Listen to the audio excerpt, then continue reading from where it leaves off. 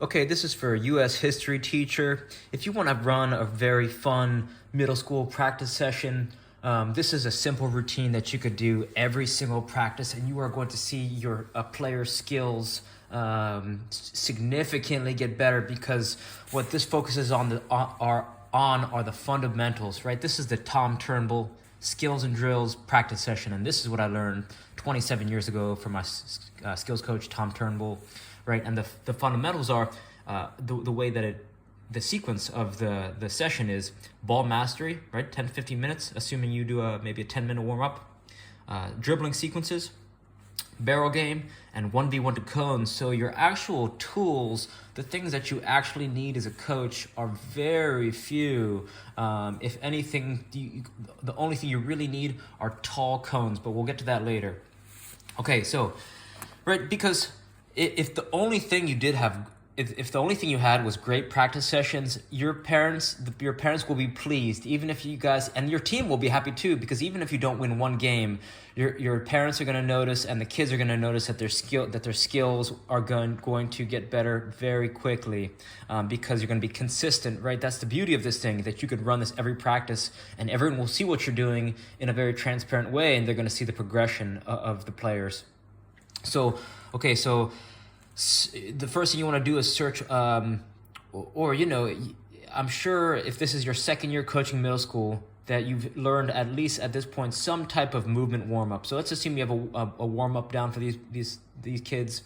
The next is ball mastery. If you search Cover Coaching, it's an app on the Apple Store. I think it's on the Android store as well. If you spend the first 10 minutes after the warm-up doing ball mastery drills, or doing one ball mastery sequence, and you want to do this in the 18, let's say you have access to just one half, you could fit most of these kids in the 18, and if the 18 seems too small for them, if they literally have no room to operate, then what you can do is extend the area to this kind of, right, the line that the 18 makes, and then you could kind of section it off. You kind of want to force them into a tighter area, so what it forces them to do, each player, is to get more touches than normal, right? Because they're going to have to avoid the players around them, and everyone's got to keep control of their ball. So that's that, right? So ball mastery, you learn one move, right? So you go into Cover Coaching, you learn one move, and then you demonstrate to the team. So everyone, we're going to do this one.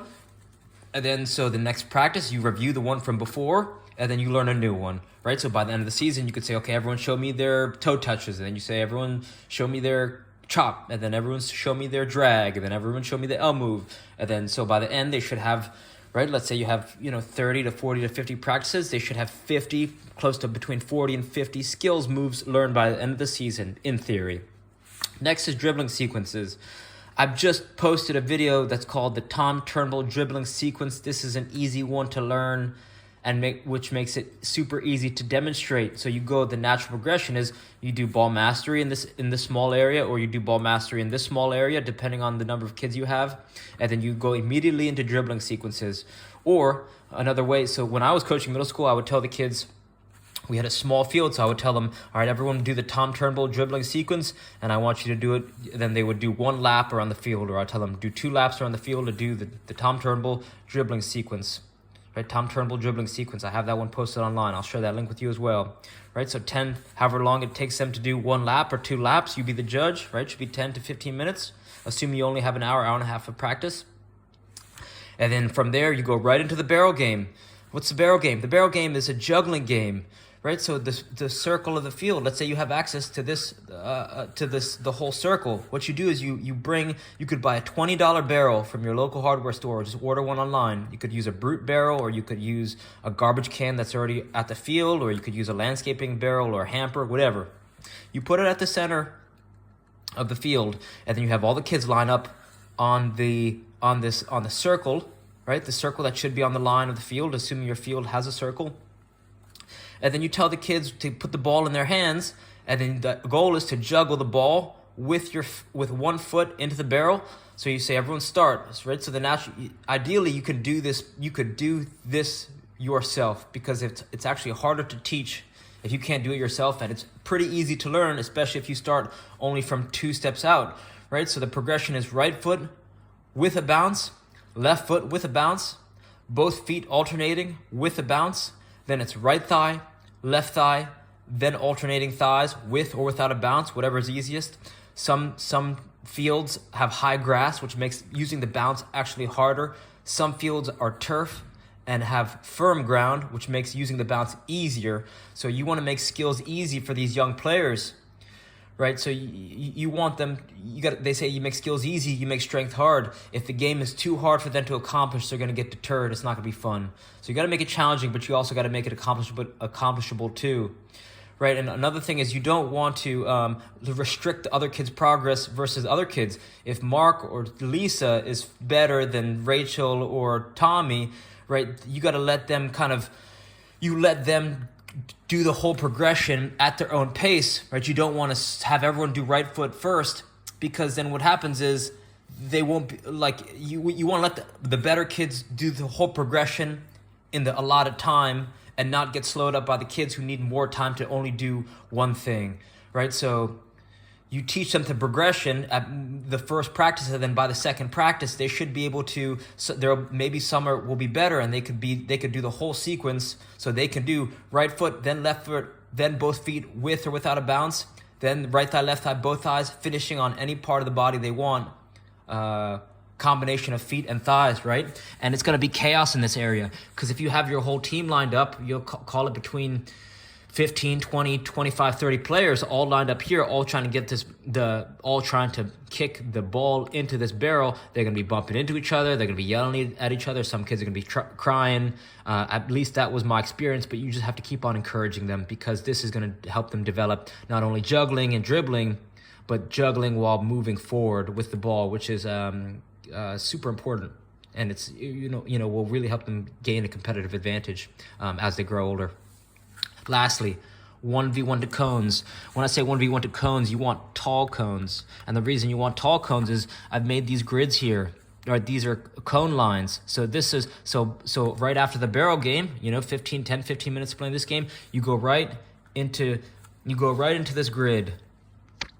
Right, so each player defends a cone, and it's 1v1. They have to knock each other's cone over with the ball. So however many, this is this side line, and this line makes a natural grid. If this feels too far away, you can bring these cones a little bit in closer.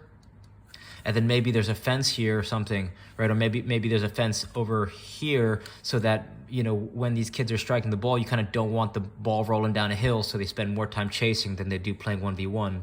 And this is a great game to help them kind of put into practice everything they just learned, right? Ball mastery, dribbling sequences, and this game's also going to help them rapidly spend time being able to not only manipulate the ball against their opponents, but it also teaches them shielding. It teaches them it's 1v1 and it's 1v1 attacking and defending. Simple as that, right? So if these are taller cones, and it gives them the ability to knock them over. If they're the thin cones, then the game doesn't really work unless you put a ball on top, but then that means you need double the amount of balls, which makes it challenging. So, if you only had one investment to make, it would be assuming that each kid brings their balls to practice, or assuming that you have team balls that are already there. Cones, right? Cones, so that they can play this 1v1 to cones.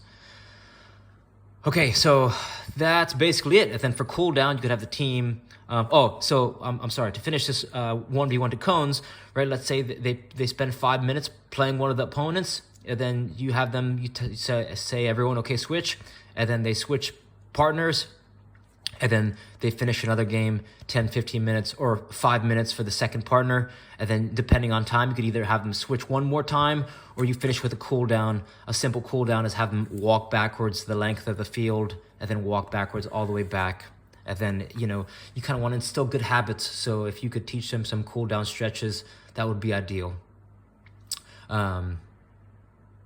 And that's it. I'm going to make another separate post in terms of how you want to think about just organizing them for games, and some good ideas in terms of just some simple ideas in terms of how they can operate in games. So hopefully this helps, and reach out with any questions. All right, thank you.